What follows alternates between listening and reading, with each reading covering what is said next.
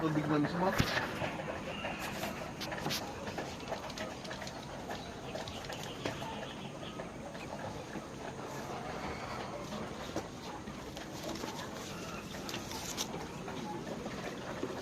So, ito ngayon yung nilalagay namin.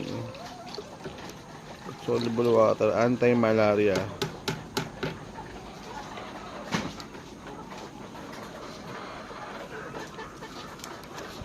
Can I pour it?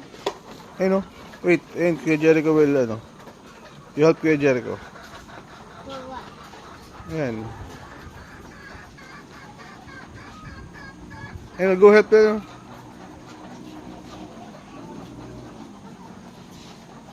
You place the, ano, in the top, There.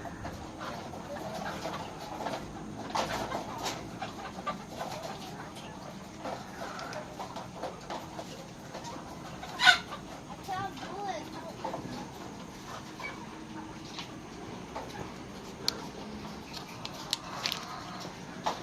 Can I get this person? Can I get this person?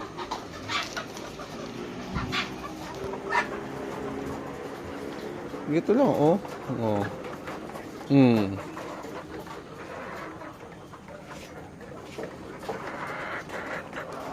You put it in the, ano, the butas.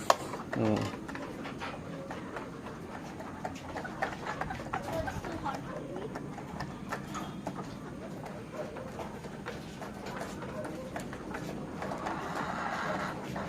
So, yung gamot, dyan namin ilalagay.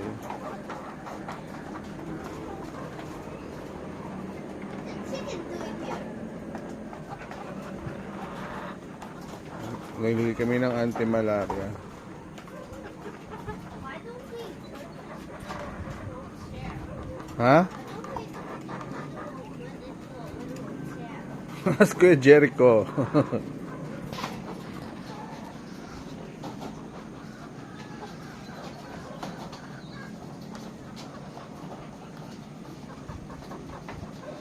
Why don't you turn on and walk? Why don't you turn the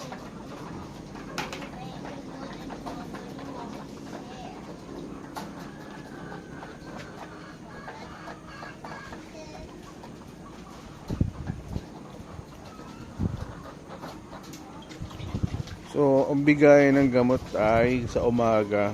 Tapos, pagdating ng hapon, plain water na lang sila.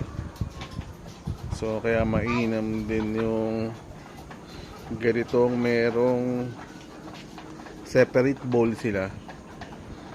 Para kapag, ayan, madali mag-administer ng mga gamot. Pag magbibigay ng vitamins, ng antibiotics, mga ayan. So, ito kasi separate yan. Ilagay ko na lang din yung link kung saan ko nakabili.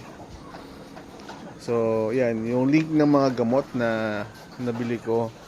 Saka yung link ng ito. Latigo. Latigo is pang ano to? Pang bulate. Mamili pa ako nito. Tapos ito naman ay antibacterial. Ayan, ito yung mga nabili ko. Tapos meron pa tayo ito. Antibacterial din. Nothing. Nothing now. Wala na. Oh, puputit pa ko na. So, ayan yung mga nabili ko. So, baka bumili ulit ako ng tatlo niyan. Pandagdag. Ayan.